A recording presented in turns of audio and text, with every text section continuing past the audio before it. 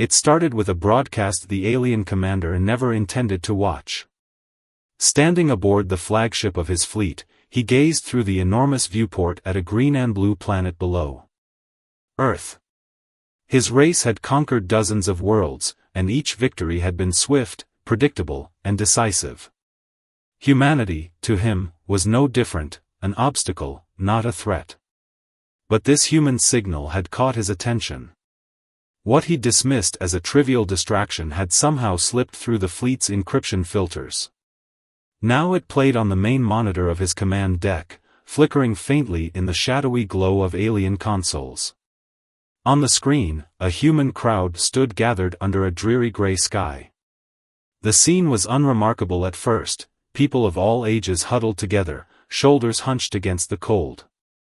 Then, someone stepped forward, a woman in her late years, clutching a microphone in trembling hands. Her voice, though quavering, carried across the stillness. "We have seen the skies darken with your ships," she began. "We know you look down on us, thinking we're weak, thinking you can take what you want without resistance.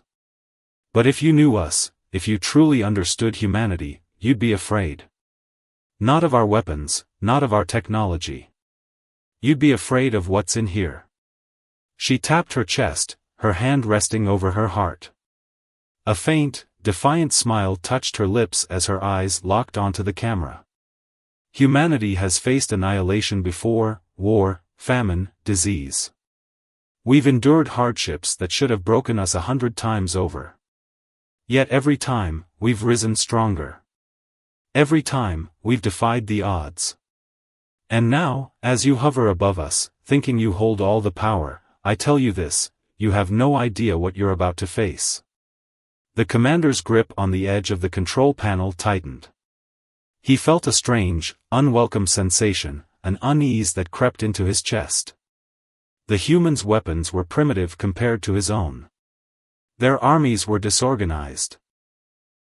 Their defenses, laughable. Yet the conviction in this woman's words resonated in a way no threat of annihilation ever had. He glanced around the command deck. His officers were silent, their attention also drawn to the screen. It was as if they too could feel the undercurrent of something extraordinary, a force that went beyond fleets and firepower. The broadcast ended abruptly, leaving only static in its place. The commander turned toward his first officer. "Where did that signal originate?" he demanded. "From a civilian broadcasting station on the planet's surface," the officer replied, his tone uncertain. "It was likely an unauthorized transmission." "Shut it down," the commander ordered. But the unease remained, gnawing at him. He had come to this system expecting an easy conquest, yet in the back of his mind, a nagging thought began to form. What if humanity truly was different? What if their strength didn't lie in weapons or ships, but in something deeper, something his kind had never encountered before? And what if, just this once, he had underestimated his enemy? In the days leading up to that moment, the commander had carefully studied humanity's history, at least, the sanitized reports compiled by his intelligence officers. The humans were a paradox. They had created music that resonated even with alien ears, written stories that evoked genuine emotion, and built machines that defied their own limited technology. And yet, they had also unleashed countless wars upon themselves, poisoned their own world, and ignored countless opportunities to unite. The reports painted humans as creatures of contradiction, but they never suggested that humans were truly dangerous.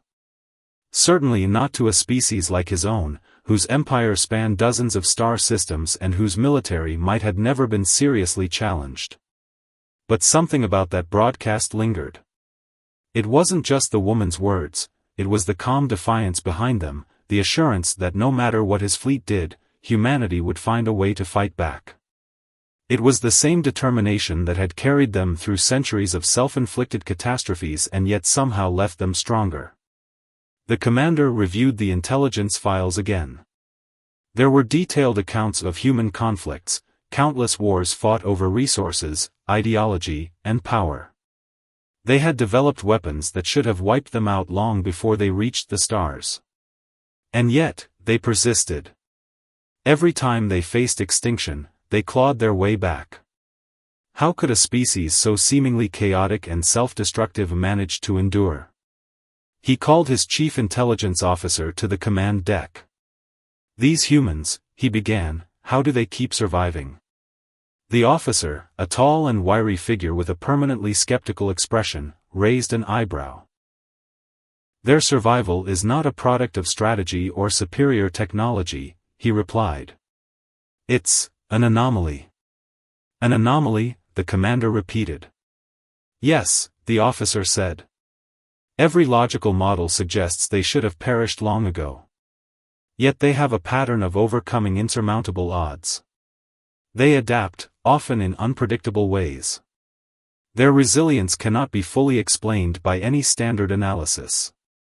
The commander's mandibles clicked thoughtfully. "If it cannot be explained, then it is not an anomaly. It is a pattern." The officer inclined his head. "Perhaps. But it is a pattern without clear cause." "Then we will find the cause," the commander said. "Order our reconnaissance ships to conduct deeper scans of their population centers. I want to know what drives them, what fuels this resilience." "Yes, Commander," the officer replied, bowing slightly before leaving the command deck. As the officer departed, the commander stared out at the blue-green planet again. What was it about these humans that made them so unyielding? The simple logic that governed his species' conquests, the straightforward equations of superior force overwhelming lesser resistance, did not seem to apply here. There was a variable he couldn't identify, a factor that made humanity more than just another race to conquer. The unease that had begun with the broadcast grew stronger. It was as if the very fabric of human history whispered a warning: be careful. They are not like the others. They are not what you expect. The commander knew that understanding this anomaly was critical. If he failed to grasp the true source of humanity's strength, he might lead his fleet into a battle they could not win. For the first time in his long career, the commander began to consider the possibility of failure, not because humanity's weapons were superior, but because something within them defied the cold calculations of war. And that realization was far more unsettling than any laser or missile. The alien commander's orders sent ripples through the fleet. Across the massive armada, scout ships deployed in silent precision, descending into Earth's atmosphere to gather information. The mission was clear: identify the human anomaly. Pinpoint the source of their resilience, the reason they managed to endure against all logic. From his position on the command deck, the commander monitored the incoming data. Streams of information poured in, details about human cities, their technology, their energy outputs. Yet nothing stood out as remarkable. Their infrastructure was fragmented, their technology crude compared to the advanced systems of the alien empire. On paper, they remained inferior in every measurable way. Frustration began to set in. "Report," the commander barked at the intelligence officer, who stood nearby, his eyes fixed on a glowing console. "Commander, the initial scans confirm what we already know. Human defensive systems are minimal. They possess no planetary shields, no interstellar fleet capable of repelling an attack. Their reliance on fossil fuels and rudimentary fusion reactors suggests they are centuries behind our technological level." The commander's mandibles twitched. "And yet they survive. They persist. Why?" The officer hesitated. "It's possible their survival stems from a less tangible factor." "Explain." The officer shifted uncomfortably. "Humans exhibit behaviors that are difficult to quantify. Cooperation under extreme stress, rapid adaptation to new threats, a collective drive to overcome challenges. These traits do not appear to rely solely on technology or strategy." "Traits," the commander repeated, his voice sharp. "You're telling me they survive because of mere instincts?" "Not instincts, Commander. It's more complex than that. Their historical records are filled with examples of ingenuity and innovation born out of crisis. They turn disadvantages into advantages. They create solutions from seemingly nothing. The commander turned back to the viewport. Below, the planet rotated slowly, its vast oceans glinting in the light of its sun. Solutions from nothing, he murmured. What solutions can they create against us? Against a fleet that outmatches them in every conceivable way? That's the question, Commander, the officer said. We cannot predict what they might do because their responses do not follow traditional patterns. The commander remained silent, staring down at Earth. The woman from the broadcast haunted his thoughts. She had not spoken of weapons or defenses. She had spoken of the human spirit, a concept the commander's analytical mind struggled to grasp. How could something so intangible pose a threat? He turned back to the officer. Continue the scans. Focus on their communication networks, their cultural hubs. I want to understand the foundation of their resolve. Yes, Commander, the officer said, bowing slightly before returning to his station. As the officer worked, the commander's thoughts swirled. His kind had conquered countless worlds through overwhelming force and flawless tactics. But humanity was proving to be an enigma. Their strength did not lie in their machines or armies. It lay somewhere deeper, something the commander had yet to fully comprehend. And as he watched the planet below, a gnawing feeling grew in the back of his mind. If he could not understand their true source of power, then defeating them might not be as inevitable as he had once believed. With each passing hour, the alien scouts sent back more data. Satellite feeds, intercepted broadcasts, and cultural artifacts flooded into the flagship's intelligence center. The commander combed through the reports with an intensity that unsettled even his closest officers. On the surface, the findings were consistent. Humans were disorganized, divided, and technologically inferior. Yet something else began to emerge, a pattern too subtle to ignore. The humans weren't just reactive, they were creative. Historical records showed that every time humanity faced a seemingly insurmountable threat, they devised unorthodox solutions. A devastating war would lead to breakthroughs in medicine. A planetary crisis would spawn global alliances. Even their entertainment and myths reflected this, stories of improbable heroes overcoming impossible odds, narratives where the underdog triumphed against the overwhelmingly powerful. The commander sat alone in his quarters, staring at a holoscreen that displayed excerpts from human literature. One passage stood out: "It is not the strongest or the smartest who survive, but those who can adapt and endure." He leaned back, considering those words. His own species prided itself on strength and strategy, on deploying overwhelming force to crush resistance before it could truly form. But humans? They thrived on adversity. It wasn't just that they overcame challenges, they seemed to grow stronger because of them. This realization unsettled him.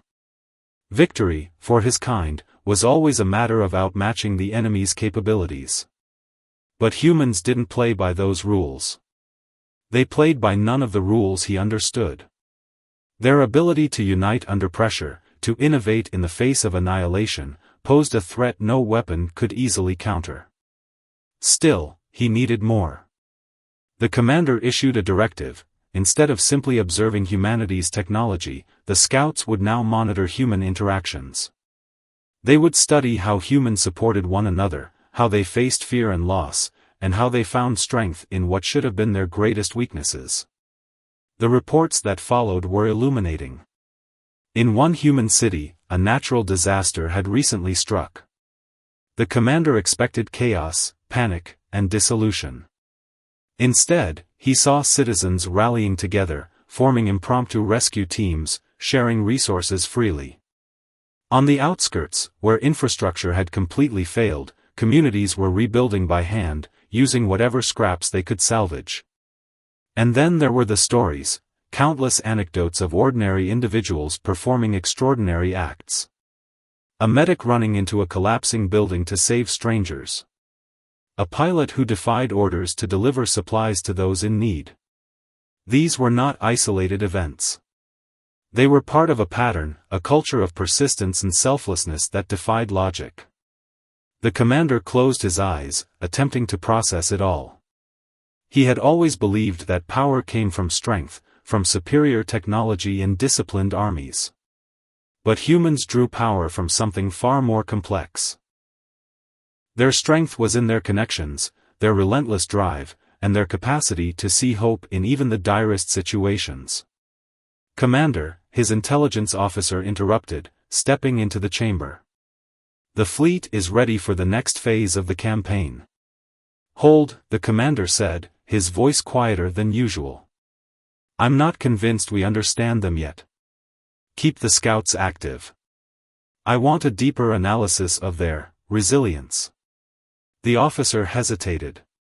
"Resilience, Commander?" "Yes," the commander said, staring back at the holoscreen filled with images of human cooperation and defiance. "If we cannot grasp why they survive, we will not know how to defeat them." As the officer departed, the commander remained alone with his thoughts. His race had always viewed war as a science, a predictable equation of cause and effect. But humanity was different. Their victories weren't just about weapons or numbers. They were about something deeper, a kind of power that transcended the material, rooted in belief, unity, and an unyielding refusal to surrender. For the first time in his career, the commander felt something foreign, something he had never encountered on any world he had conquered. It wasn't respect, and it wasn't admiration. It was fear, fear that the humans might be more dangerous than he could have ever imagined. It was a subtle shift at first, one the commander couldn't quite place. Reports from the scouts had taken on a strange tone, not of alarm, exactly, but of something the commander rarely encountered, hesitation. The reconnaissance teams had never before been tasked with analyzing a species' culture, and the more they observed, the more unsettling their findings became. The humans, it seemed, were not operating out of ignorance. They weren't simply lucky or resourceful. They thrived on a kind of unity that the commander's people didn't fully comprehend. When a crisis arose, humans didn't just react, they cooperated in ways that defied their fragmented political systems. Governments and ordinary citizens alike set aside their differences and focused on survival. It was as if, in their moments of greatest weakness, they found strength in each other. What truly baffled the commander, however, was the sheer unpredictability of their ingenuity. In one instance, the scouts observed a small, isolated group of humans repurposing what seemed like a junk machine. Within days, they had transformed it into a functional power source, restoring electricity to an entire community. Another report detailed humans developing improvised medical procedures under conditions that should have spelled certain doom. And then there were their stories, passed down through generations, tales of resilience, perseverance, and hope that seemed to keep them going even when logic suggested they should have given up. The commander reviewed the latest scout report, his mind racing. "They innovate not because they have to," he muttered, "but because they believe they can." That belief, so alien to his kind, gave humans an edge that no amount of weaponry could counter. He called his intelligence officer into the command chamber. "Have the scouts observed any indication of organized resistance against our presence?" The officer hesitated before answering. "Not in the conventional sense. Their military forces remain scattered and ill-equipped to challenge us. But, there is something else. A growing unity among their population. Civilians, rather than soldiers, taking the lead in preparing defenses, coordinating efforts. It's unorthodox." "Unorthodox," the commander repeated, leaning back in his chair. "And you believe this is a threat?"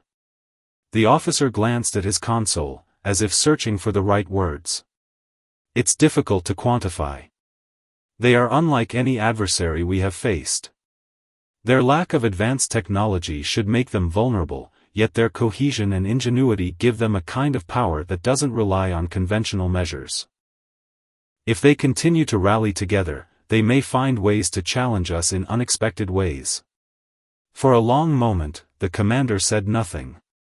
He stared at the holographic projection of Earth, its surface shimmering with lights from countless cities. "Continue monitoring," he finally said. "I want to understand the full extent of their capabilities, both technological and intangible." "Yes, Commander." The officer bowed slightly and departed. Alone once more, the commander couldn't ignore the growing unease. The humans weren't just surviving, they were adapting, uniting, and innovating at a pace that defied his people's understanding of how civilizations functioned. This wasn't a typical war. It wasn't a matter of overwhelming an enemy with superior firepower. It was something far more complex.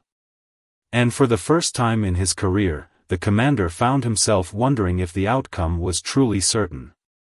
Could his fleet subdue a species that turned every weakness into a strength? Could they defeat a race that found power not in weapons, but in their unbreakable spirit? If the humans continued down this path, the commander feared that the answer might be far more uncertain than he had ever imagined. It was time to act. The commander, torn between his instinct for dominance and his growing doubts, ordered a tactical strike, a measured demonstration of force intended to cripple humanity's infrastructure without wiping them out entirely. Precision bombardments would target major power plants and communication hubs, not population centers. The goal was simple: force humanity to see the futility of resistance and surrender peacefully. From the flagship's observation deck, the commander watched as the fleet's smaller vessels descended toward Earth's atmosphere. Aboard his command console, holograms displayed real-time feeds of the operation. Bright flashes illuminated the dark side of the planet as the first targets were neutralized. The fleet's weapons struck with surgical precision, silencing power grids, severing data networks, and plunging cities into darkness. "Status report," the commander demanded, his voice calm yet heavy. "Primary targets disabled," an officer replied. "The humans' energy and communication networks are down in over 70% of their urban centers. Resistance is minimal." The commander nodded, satisfied. "And their response?" The intelligence officer studied his console, frowning slightly. "Initial panic is giving way to unusual patterns. Rather than chaos, we are seeing organized efforts to restore power and re-establish communication. Civilian groups are stepping in where their governments have faltered. They're using unconventional methods, rebuilding circuits from salvaged components, broadcasting emergency messages on old, analog frequencies." The commander leaned forward, his mandibles clicking softly in thought. "How effective are these efforts?" "Surprisingly effective, Commander," the officer admitted. "They are adapting at a speed we did not anticipate. Some cities have restored basic power already. Smaller communities have set up local communication networks. Their resourcefulness is unprecedented." "Unprecedented," the commander echoed. He had hoped this strike would break their will, convince them of the futility of resistance. Instead, it seemed to be fueling their determination. The humans weren't reacting with despair, they were responding with ingenuity. The feeds on his console shifted, showing footage from the planet's surface. In one city, a group of civilians had formed a chain to transport supplies through a damaged urban area. In another, a scientist was conducting a workshop by candlelight, teaching locals how to construct makeshift radio transmitters. Despite the widespread damage, the humans seemed more focused, more driven. "Commander," another officer interrupted. "We have intercepted a human broadcast. It appears to be a direct response to our strike." "Play it," the commander ordered. The feed crackled to life. A middle-aged human appeared on the screen, standing in a dimly lit room. His voice was steady, firm, and carried a conviction that echoed the earlier broadcast from the old woman. "You may have silenced our cities, but you will never silence our spirit. We have faced darkness before. We will endure, rebuild, and rise again. And when we do, you will see the power of a united humanity." The screen went dark. The commander felt an unfamiliar chill run through him. The strike, meant to weaken them, had instead strengthened their resolve. It was becoming clear that humanity's power didn't come from their technology or their armies. It came from within, from their ability to adapt, their willingness to stand together, and their unshakable belief that they could overcome anything. He turned away from the viewport, his mind racing. The humans weren't just reacting to the strike. They were learning from it. Each move his fleet made seemed to teach them something new, something they could use against him. The commander's carefully calculated strategy was unraveling, and he couldn't ignore the growing fear that perhaps, just perhaps, these humans were more dangerous than any enemy he had ever faced. The commander had always believed in decisive, overwhelming power. It was the foundation of his people's empire: strike swiftly, break resistance, and move on to the next conquest. Yet here, with humanity, that approach was failing. Each time the fleet tightened its grip, the humans found a way to slip through their fingers, their resolve strengthening with every new challenge. In desperation, he decided to confront this anomaly directly. A small, heavily armed shuttle descended through the atmosphere, its hull reflecting the orange glow of re-entry. The commander stood at its center, clad in ceremonial armor that gleamed like polished obsidian. This was no mere reconnaissance mission. He had come to Earth himself, seeking to understand the one thing his fleet's technology couldn't explain: the human spirit. The shuttle touched down in a clearing near a sprawling city. Surrounding buildings were dark, their windows shattered from earlier strikes. Yet even here, in the midst of destruction, there was movement. Humans were gathering supplies, repairing vehicles, setting up makeshift generators. The commander watched from the shadows as people formed a line to distribute food and water. A child laughed as someone handed him a piece of bread. An elderly woman shared her blanket with a stranger. He couldn't comprehend it. By his calculations, this city should have fallen into chaos. Without power, without order, they should have turned on one another. Instead, they were coming together. What was it that drove them to do this? What gave them the strength to keep going when surrender would have been the easier path? As he approached, several humans turned to face him. They were unarmed, their eyes wide with fear but not panic. They didn't run. They didn't beg.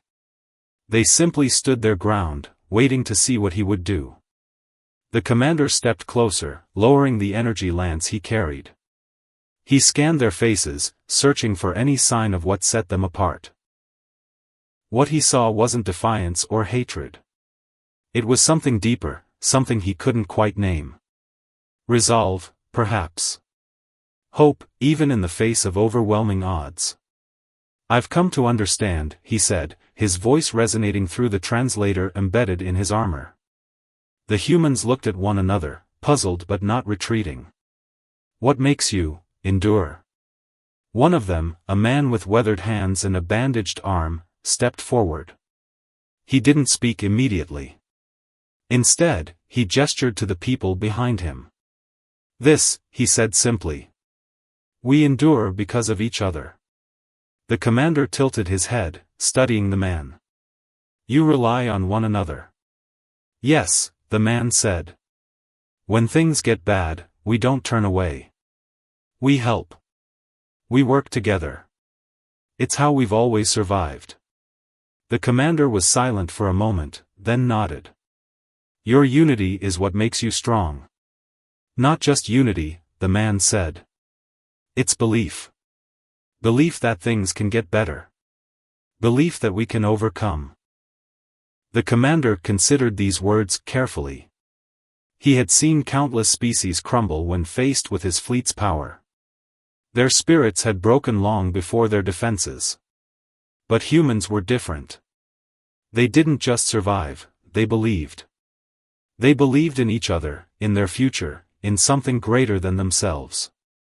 That belief, more than any weapon or tactic, was what made them truly dangerous. As he returned to the shuttle, the commander felt a weight settle over him. The campaign wasn't lost, his fleet could still destroy this world if he chose. But what would be gained? If humanity's strength came from its resilience, then even total annihilation might not be enough to erase them. They would persist in memory, in stories, in the echoes of their belief. Back aboard his flagship, the commander stared out at Earth, his thoughts heavy. The conclusion was inescapable: humanity's true power lay not in their weapons, but in their ability to endure, to adapt, and to find strength in their weakest moments. To conquer them outright might only prove their resilience to the rest of the galaxy. And in the end, he knew, the wisest course might not be to fight humanity at all, but to learn from them.